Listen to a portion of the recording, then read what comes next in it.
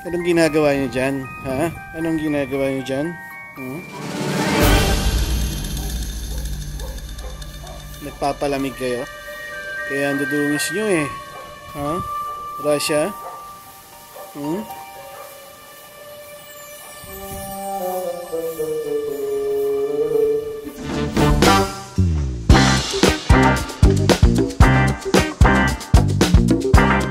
Mahal mo naman yung aso mo. Ang problema lang, wala kang time para makipag-bonding sa kanya. Aso mo naka-cage, aso mo nakatali, o yung aso mo ay hindi mo na ilalabas for whatever reason.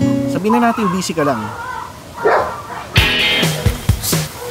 Sino nagsimula? Wala po. Ano nangyari? Yung isa sa mga highlight ngayon ay sila pula-po lahat na lang ng mga adult dogs, mapa-aggressive or non-aggressive ay china-challenge siya lahat. Mahanap siya ng katapat niya at pinatulan siya ni Lucas and si Bullet. Hindi naman fight yon, parang pinakita lang ni Lucas na dapat irespeto niya ang ibang aso. So pinin-down siya ni Lucas at yun ang nangyari kanina. Yun na, yun. Kumaripas na. Nakakita ka naman na ng kagat niyan, di ba? Kung gaano kalaki, mga ganyan, no? O, yan, no? Wow! Asan? Oh, sige, no? Pangarap, oh. Nakababa na yung deliveries ng karne namin at ang ginagamit namin ay yan, refrigerated van. Karne namin ay dumarating sa supero ng frozen, accredited ng NMIS and BAI. Hindi ko na pinakita yung mga karne kasi baka gayahin ng competitors. Mahirap na. Good morning, good morning. Nandito na yung delivery ng raw materials namin. Yan. Siyempre busy na ako. Aayusin namin yung production schedule. Siyempre maraming orders yung mga customers namin, yung mga distributors namin. Ano yung ginagawa ko para manatiling fulfilled yung mga aso ko in despite of bully ka lapo-lapo ha. Good morning Star-Lord. Kanina na naman gloves yan. Eh? Shh. Gloves. Ay, kaninong gloves to? Ah. Ay, lapo-lapo. Bully. Ha? Mas malaki na si Star-Lord sa'yo oh. Ha? Kala mo ikaw pinakamalaki? Nasaan si John Wick? To, ikaw na naman? Ha? Ano, mag-SM tayo, gusto mo? Ha? Eto si Antonio. Eto si John Wick. Ano mo si John Wick? Gaano kalaki? Lagi ko nga sinasabi, ang supero ay hindi umaasa sa donation at wala kaming backer na malalaking tao para patakbuhin ang aming dog farm. Si Pangarap oh. Tawagin natin. Pangarap, kaya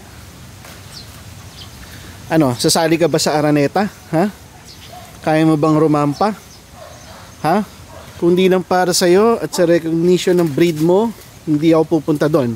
Ayokong pumunta sa city. Since ako nga ay kennel setup, meron akong mga tao na gumagawa ng trabaho para sa akin. Bago nila gawin ang isang bagay, kailangan alam ko muna. Ako yung nauna, alam ko yung pasikot-sikot nung proseso, alam ko ang pakiramdam, at alam ko ang mararamdaman ng mga tao ko pag sila ang gumawa. Kaya ang mga tao ko, pag masyadong busy ang schedule ko, sila ang nagwo-walk ng mga aso. O, yung mga lalaki dito sa bigger ground patakawalan ha. Saan ka ngayon? Walk set. Walk. Walk. Bye dogs. Oh, si Rodel oh, tindi oh. 6. Nakita nyo naman sa mga videos namin, bago ko pinahawak ng packwalk yung mga tao ko, pinakita nyo muna na ako ang gumawa ng packwalk. Yung ways ko kung paano ko ginagawa ay yun ang nakuha nila kung paano nila gagawin yung packwalk. At syempre, bago ko naman natutunan yung packwalk na yon, malaki ang ambag ni Jerry Lacandula. Siya talaga yung nag-inspire sa akin para ituloy ang packwalk at para gawin ng dog fulfillment. Si Bullet, oh. Living the life, si Bullet.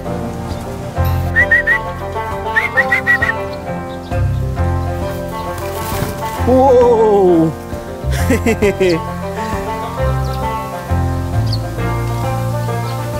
La la la la.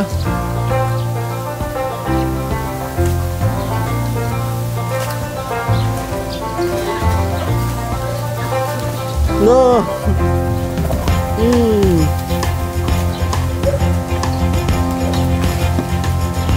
Hello.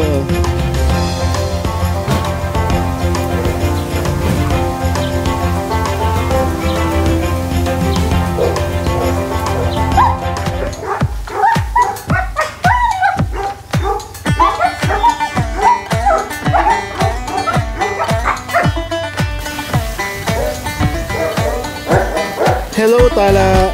Tala. Dumating ka na. Kamusta ang walk? Okay, sprint agad. Kung mag-isa ka lang at isa lang naman ang aso mo or dalawa or hindi mo naman kailangan ng keepers para alagaan ang aso mo, humanap ka ng oras para sa aso mo. Hindi naman hinihingi ng aso ang one day. Hindi naman niya hinihingi ang kalahati ng araw mo. Ang hinihingi lang ng aso mo ay konting oras. Yung konting oras na yon, bigyan mo lang siya ng 30 minutes sa isang araw na walk. Kapag binigyan mo ang aso mo ng 30 minutes sa isang araw, ginawa mo yon ng everyday, ang equivalent nun ay 210 minutes sa isang linggo. Mas okay na yon kaysa naman sa 0 minutes na ibibigay mo para sa mga aso mo. Bardagulan talaga eh, oh. Hala.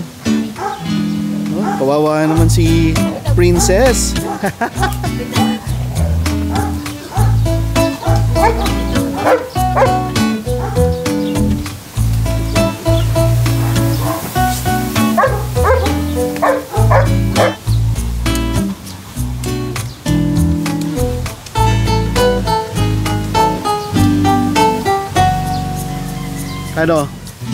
Ano?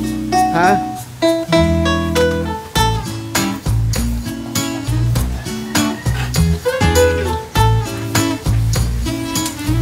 Ano?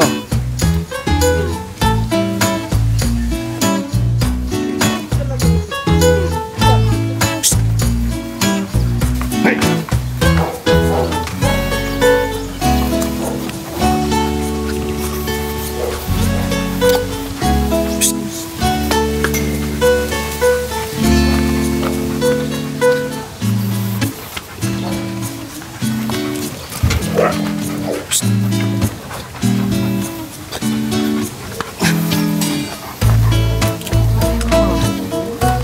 Nahabol ko siya eh.